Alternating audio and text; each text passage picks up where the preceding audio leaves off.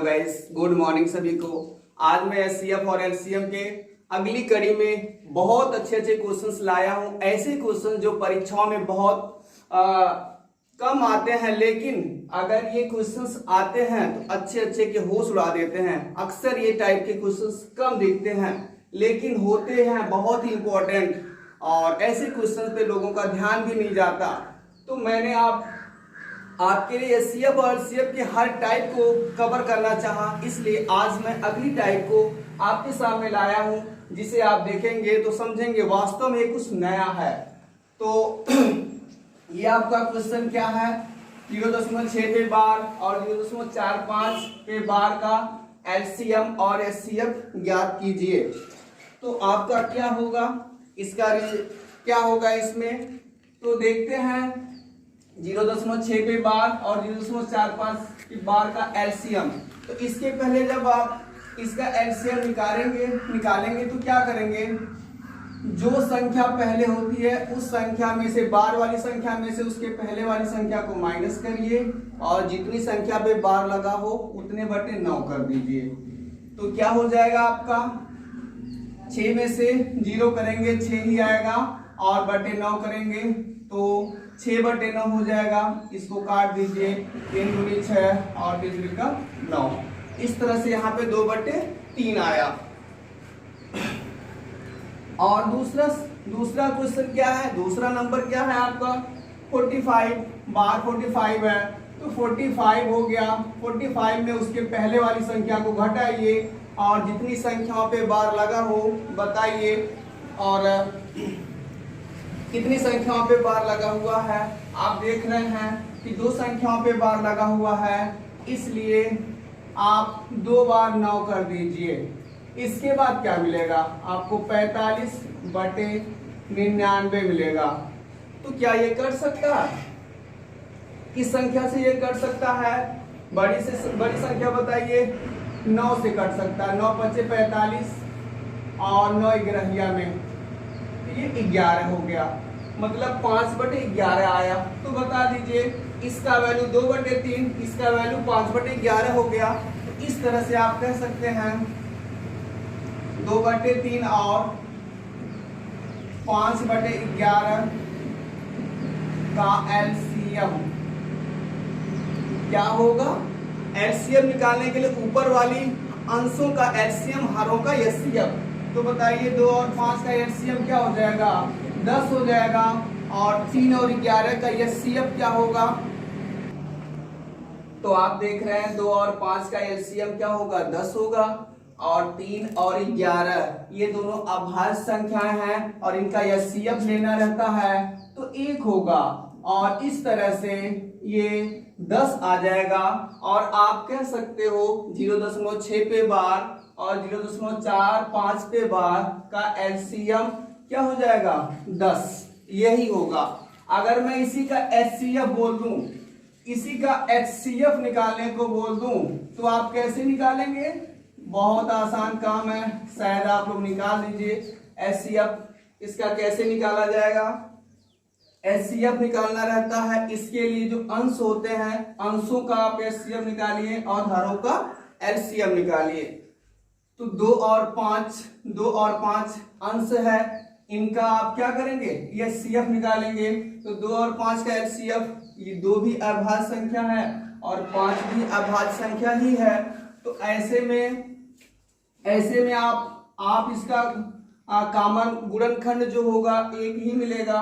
तो इस तरह से इसका 1 हो जाएगा एचसीएफ, और 3 और 11 का एलसीएम लेना होगा, क्योंकि ऊपर वाले का एचसीएफ लिया तो नीचे वाले का एलसीएम तो लेना ही पड़ेगा।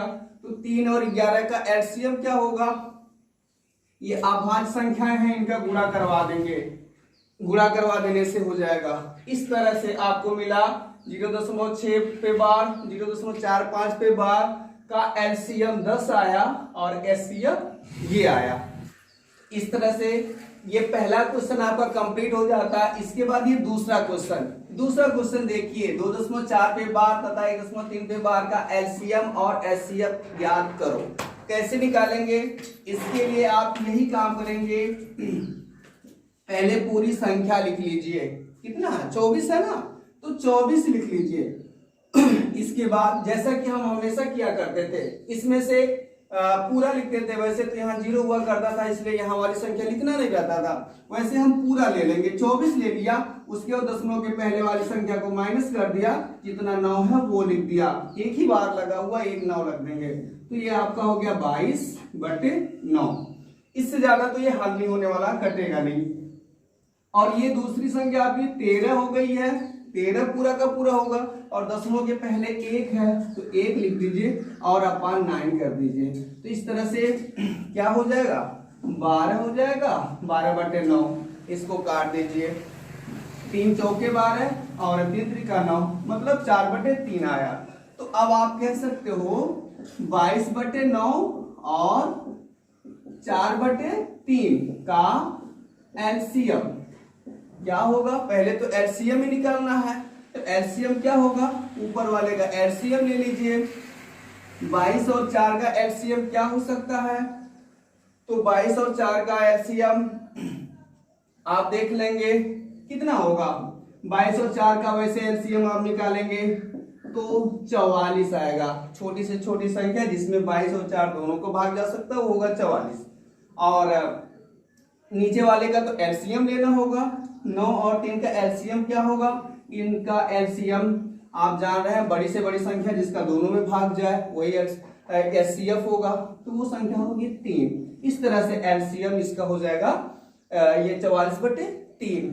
अच्छा, इसका एचसीएफ निकालना मैं आपको होमवर्क कर रहा हूं, जरूर करके दिखाइएगा, जरूर कमेंट बॉक्स में इसका एचसीएफ आप जरूर दीजिएगा। तो इस तरह से इसका एचसीएफ होगा। फिर अगले क्वेश्चन को मैं आपके सामने दिखाने चल रहा हूं। ये आपका अगला क्वेश्चन सामने है, देखिए ये भी अलग टाइप का क्वेश्चन। वैसे इस टाइप के क्वेश्चंस तो आप लोगों के लिए बहुत कठिन चीज नहीं है, लेकिन मुझे हर टाइप के क्वेश्चंस कवर करने हैं, इसलिए ये टाइप भी आपको मैं बताना चाह रहा हूं। तो देखिए क्या करते हैं इस टाइप के क्वेश्चन में। आप देख रहे हैं 2 पे 3 गुणे 3 पे 2 गुणे 5 पे 3 और 2 पे 5 गुणे 3 पे 4 गुणे 5 गुणे 7 पे 3 तथा 2 पे 8 3 गुणे 7 पे 4 का एचसीएफ और एलसीएम निकालिए। मतलब कहने का यहाँ दो से अधिक संख्याएं दी गई हैं, उन संख्याओं पे अलग अलग घातें दी गई हैं और इनका एलसीएम और एचसीएफ निकालना है। तो जान लीजिए एचसीएफ निकालने का मतलब छोटी से छोटी घात, क्योंकि एचसीएफ वो संख्या होती है जिसका भाग सभी में जाता है और एलसीएम वो संख्या होती है जिसमें सबका भाग चला जाता है। तो एचसीएफ अगर निकालना है आपको तो सीधे सीधे समझ लीजिए कि वो घात चुनिए जो सबसे छोटी से छोटी हो, सभी में वही होगा। सबसे छोटी घात कौन दिख रही है आपको, 2 के बारे में जाइए, 2 में जाइए, 2 में सबसे छोटी घात यही है, तो 2 पे 3 हो गया। 3 की सबसे छोटी घात कौन सी है, अब आप 3 की सबसे छोटी घात देखिए तो केवल यहाँ 3 दिख रहा, वो लिख लीजिए। इसके बाद 5 की सबसे छोटी घात कहाँ पे दिख रही है, यहाँ पे दिख रही है आपकी, यहाँ दिख रही है। लेकिन 5 शर्त ये भी है वही होनी चाहिए जो सभी में दिखनी चाहिए। मैंने 2 देखा सभी में था तो ठीक है, 3 देखा सभी में था तो ठीक है, बट 5 सभी में दिख नहीं रहा, इसलिए 5 की हमें जरूरत नहीं है, 5 हम नहीं लेंगे। और इस तरह से बस 2 पे 3 का मतलब 8 गुणे 3 बराबर 24, आपका आ गया एलसीएम 24। अब एलसीएम निकालने की बात करते हैं। एलसीएम में बड़ी से बड़ी घात देखना और सबको लिखते जाना, कोई छूटेगा नहीं। जैसे 2 के बारे में सबसे बड़ी घात कौन है, ये हुआ, और 3 के बारे में सबसे बड़ी घात कौन है, ये हुआ, और 3 हो गया। 5 भी लेना ही पड़ेगा, 5 की बड़ी घात ले लीजिए, एक ही बार दिखे, 2 ही जगह दिखे तो क्या हो गया, ले लीजिए, लिया जाता है। और इसके बाद 7 के बारे में बड़ी घात देख लीजिए, 7 पे 4, इस तरह से आपका बच्चों एलसीएम ये हो जाएगा। तो क्वेश्चन समझ में आए होंगे, आशा करते हैं आपको अच्छे लगे होंगे। अगला क्वेश्चन, तो ये क्वेश्चन आपका क्या है, 2 संख्याओं का एचसीएफ 8 है तो कौन सी संख्या इन दोनों की एलसीएम नहीं हो सकती है। तो कौन सी संख्या इनका एलसीएम नहीं हो सकती है, ऑप्शन सामने है आपके। तो ये तो आप जान लीजिए, मैं आपको सीधे सीधे ओरल के रूप में बताना चाहता हूँ, मुजबानी बताना चाहता हूँ। इस क्वेश्चन को हल करने की जरूरत ही नहीं है। अगर HCF दिया गया है किसी भी क्वेश्चन में, तो HCF का मान हमेशा LCM में भाग जा सकता है। मतलब HCF का भाग LCM में हमेशा जाता है, हमेशा जाता है। अब आप बता दीजिए, तो ये जो ऑप्शन दिए गए हैं, कौन से ऐसे ऑप्शन हैं जिनमें HCF का भाग नहीं जा सकता है? आप देख रहे हैं सीधे सीधे 60 में 8 का भाग नहीं जाएगा, मतलब HCF का भाग नहीं जाएगा, इसलिए 60 ही LCM नहीं हो सकता। इसमें भी चला जाएगा, इसमें भी चला जाएगा, इसमें भी चला जाएगा, तो किस कौन नहीं हो सकता? यही नहीं हो सकता। अगला क्वेश्चन, ये अगला क्वेश्चन वास्तव में क्वेश्चन बहुत इंपॉर्टेंट है, और ये क्वेश्चन अगर आप लगा के दिखा देते हैं तो मैं जान जाऊंगा कि वास्तव में आप लोग बहुत ही LCM में माहिर हो चुके हैं। क्वेश्चन क्या है? प्रथम 20 संख्याओं का LCM x है, तो प्रथम 25 संख्याओं का LCM क्या होगा? बताइए, ऑप्शन सामने है, इसका आंसर दीजिए। देखते हैं कौन आंसर देता है। और वैसे तो इसे मन कर रहा मुझे कि आपको होमवर्क में कर दूं, लेकिन बताऊंगा, इस क्वेश्चन को मैं बता दे रहा हूं। तो देखिए क्या कह रहा है, प्रथम 20 संख्याओं का LCM x है, तो 20 संख्याओं का LCM x है, इसका मतलब प्रथम 20 संख्याओं का भाग इसमें चला जाएगा। ओके, फिर क्या कह रहा, तो प्रथम 25 संख्याओं का LCM क्या होगा? तो प्रथम 25 का पूछ रहा है, तो आप बता दीजिए, प्रथम 25 का पूछ रहा है, इसका मतलब अगली नंबर 20 के बाद कौन पड़ेगी? 21 पड़ेगी। तो बताइए 21 में कौन 7 गुणे 3 होता है, इसका मतलब प्रथम 20 में तो 21 आ ही जाएगा, तो कोई टेंशन नहीं है। 21 का तो आप देख रहे हैं कि जो 20 के बाद अगली 21 होगा, 21 में 7 और 3, इसका मतलब कि 7 और 3 प्रथम 20 में तो आ रहे हैं, इसलिए 7 और 3 या 21 का भी LCM x ही होगा। अच्छी बात है। 22 11 दूनी 22 होता है, तो प्रथम 20 में 11 और 2 तो आ ही रहे हैं, ये भी इसी में ऐड हो जाएंगे। और 23, हाँ 23 का कोई खंड नहीं होने वाला है, इसलिए आप समझ लीजिए 23 अलग है, प्रथम 20 में 23 नहीं आएगा, इसका मतलब 23 का इसमें गुणा करवाना पड़ेगा, और 23 का गुणा x से करवाना पड़ेगा LCM निकालने के लिए। ठीक है, 24 में आइए, 24 में 12 और 2, वो भी 20 के अंदर आ जाएगा। 25 में आइए, 25 को आप 5 गुणे 5 कहेंगे।